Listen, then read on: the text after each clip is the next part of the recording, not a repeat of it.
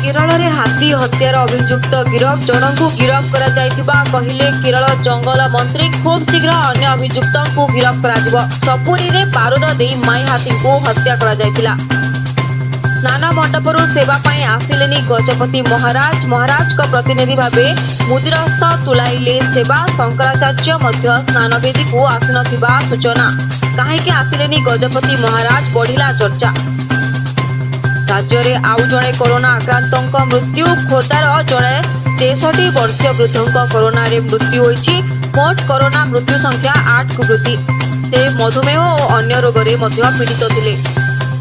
आज राज्य में 21 जिलू 130 कोरोना पॉजिटिव चिन्हट नुआ संक्रमितों मध्यरु संगरोध में थे 124 जन 6 जन स्थानीय लोक चिन्हट होती। मोट आक्रांतों संख्या 2608 को वृद्धि। देश में कोरोना आक्रांतों मृत्यु संख्या 6348 रे पहुंचला। मोट संक्रमितों संख्या 2,26,000 पार होईछि। गत 24 घंटा 10,000 नुआ मामला चिन्हट होइतिबा बेले 2073 जनकर मृत्यु होईछि।